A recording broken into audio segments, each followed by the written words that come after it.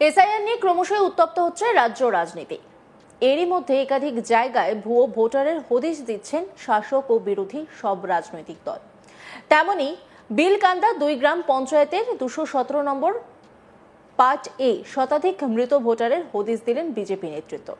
এমনকি মৃত ভোটারের পরিবারের দাবি কারো মৃত্যু হয়েছে 2015 সালে, কারো বা 2022-এ, কিন্তু তাদের নাম আজও জলজল করছে 2023-এর ভোটার তালিকায়। বিজেপির অভিযোগ, এই ধরনের মৃত ভোটারদের ভোট দিয়ে তৃণমূল কংগ্রেস রাজ্যের সর্বত্র তাদের ক্ষমতা কায়েম করে রেখেছেন। মৃত ভোটারের পরিবারের দাবি, পঞ্চায়েত অফিসে বারবার জানিয়েও ভোটার তালিকা থেকে বাদ দেওয়া হয়নি মৃত ভোটারদের নাম। আর রাজ্যে এসআইআর হলে তাদের মৃত্যু প্রিয়জনদের নাম যেমন বাদ যাবে, তেমনি ভোটার তালিকায় আসবে স্বচ্ছতা।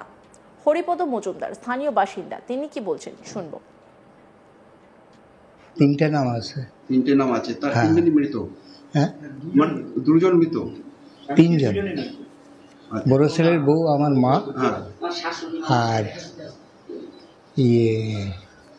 আমার ছেলে, ওই যে ছেলের ফটো আছে এখানে। 3জনই মৃত, 3জনের নামই রয়েছে এখনো ভোটার লিস্টে। হ্যাঁ হ্যাঁ, এখনো রয়েছে।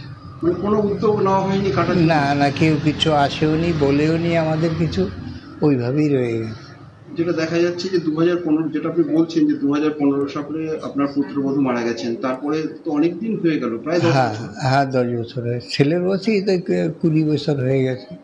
20 বছর হয়ে গেছে, এখনো নাম রয়েছে? হ্যাঁ, এখনো নাম রয়েছে। মানে এই যে এসআইআর হচ্ছে রাজ্যে, শুনেছেন তো? হ্যাঁ জানি, আমি খুব ভালো জিনিস, ভালো হচ্ছে। হ্যাঁ, আপনারা কি সমর্থন করছেন? হ্যাঁ। বিজেপি নেতা বিশ্বনাথ ধর বলেন, 2017 নম্বর পার্ট এ শুধু মৃত ভোটারের সংখ্যা শতাধিক, আর অনুপ্রবেশ বা রোহিঙ্গা ভোটার যদি ধরা হয় সেটা 250 ও ছাড়িয়ে যেতে পারে। এসআইআর এর মধ্যে দিয়ে এই ধরনের মৃত ও অবৈধ ভোটারের নাম বাদ গেলে ভোটার তালিকা ফিরবে স্বচ্ছতা, তখনই ক্ষমতা হারাবে তৃণমূল। কারণ এই ধরনের মৃত ও অবৈধ ভোটারদের ভোট দিয়েই ক্ষমতা ধরে রেখেছে তৃণমূল। বিশ্বনাথ ধর বিজেপি নেতা কি বলছেন শুনুন। আমাদের এই 202 নম্বর পার্টের ভয়ঙ্কর পরিস্থিতি। এখানে মৃত ভোটার যদি খোঁজা যায় তাহলে এই 217 নম্বর পার্টে 100-র অধিক ডেড ভোটার আছে। আপনি যদি সরেজমিনে মানে দেখতে যান তাহলে আপনি বাড়ি বাড়ি গেলে দেখতে পারবেন। এখান থেকে আপনি গেলে ডান দিকে বা দিকে যে বাড়িতেই যাবেন না কেন, সেই বাড়িতে সব বাড়িতেই মৃত ভোটার আছে। কোনো বাড়িতে 1জন, কোনো বাড়িতে 2জন, কোনো বাড়িতে হয়তো 3জনও পাবেন। দীর্ঘদিন ধরে এই যে ভোটার লিস্ট, সেখানে নামগুলো রয়েছে মৃত ভোটারের, সেই ভোটগুলো কি হতো? এই ভোটগুলো এরা পঞ্চায়েত ইলেকশনে, বিধানসভা ভোটে, লোকসভা ভোটে এরা এই মৃত ভোটার এগুলো ছাপ মারত। এরা বারংবার বিডিও অফিস, পঞ্চায়েত অফিসে জানিয়ে এসছে। এরা ডেট, এরা আধার কার্ড জমা দিয়ে এসছে, ভোটার কার্ড জমা দিয়ে এসছে, তা সত্ত্বেও এদের নাম কাটা হয়নি। এটা কি কোনো চক্রান্ত? অবশ্যই চক্রান্ত। এটা যারা ক্ষমতাসীন গোষ্ঠী আছে, এটা তাদের পুরোপুরি চক্রান্ত। তারা এই মৃত ভোটারের ভিত্তি করেই ইলেকশনে জেতে। আবার বর্তমানে দেখা যাচ্ছে এসআইআর নিয়ে একাধিক মন্তব্য করছেন, বিরোধিতা করছেন, আর সেই বিষয়টা কি এই কারণেই? দেখুন, সোজা কথা হচ্ছে, এসআইআরটা হচ্ছে যাদের বৈধ ভোটার, যাদের কাগজপত্র আছে তারা থাকবে, যাদের কাগজপত্র নেই, যারা অবৈধ তারা থাকবে না। যারা এখানে দল, ক্ষমতাসীন দল, এরা চাইছে অবৈধ ভোটারকে বাঁচিয়ে রাখতে, আর আমরা চাইছি যে এখানে অবৈধ ভোটার থাকবে না। 2002 সালে যখন এসআইআর হয়েছিল তখন দেখা গেছে যে বামফ্রন্টের ভোটের সংখ্যাটা অনেকটাই বেড়েছিল 2002-এর পরে। সেক্ষেত্রে তো ভালো হওয়া উচিত শাসক দলের সেই পরিসংখ্যান অনুযায়ী, তাহলে এত আতঙ্কিত কেন? দেখুন, আতঙ্কিত বলতে যারা ক্ষমতায়, যখন 2002 সালে ক্ষমতায় ছিল সিপিএম, তারাও কিছুটা এই একই কাজের সঙ্গে যুক্ত ছিল, তারা কিছুটা রেখে গেছে। আর পরবর্তীতে 2011-এ আসার পরে এরাই এখানকার ওপার বাংলাদেশের মুসলিম রোহিঙ্গাদের Aadhaar card, voter card, PAN card বাড়িয়ে ভোটার লিস্টে নাম তুলে দিয়েছে। এখন এই নামগুলো সব বাদ যাবে, এই আতঙ্কে এরা ভুগছে। কি চাইছেন আপনারা রাজনৈতিক দল? আমরা চাইছি এখানে যারা অবৈধ ভোটার, রোহিঙ্গা ভোটার, বাংলাদেশি মুসলিম, তারা এখান থেকে ভোটার লিস্ট থেকে বাদ যাক। যারা এখানকার স্থায়ী মুসলিম তারা অবশ্যই থাকবে, এটা হচ্ছে আমাদের দাবি।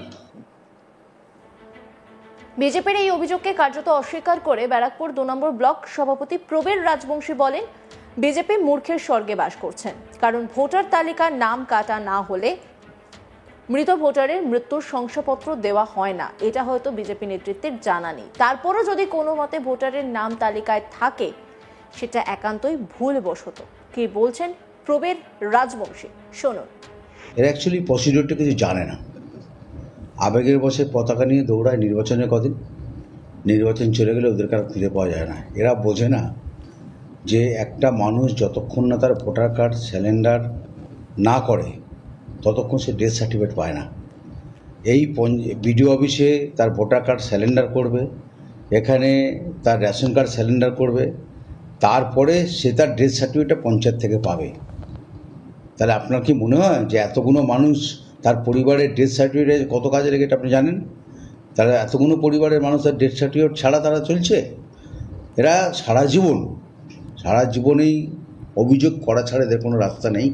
ওরা বুঝে গেছে যে একদিকে মমতা বন্দ্যোপাধ্যায়, অভিষেক বন্দ্যোপাধ্যায়ের উন্নয়ন বাংলায়, আর একদিকে সিপিএমে এই বিজেপির সুকান্ত, শুভেন্দু আর দিলীপ ঘোষের লড়াই।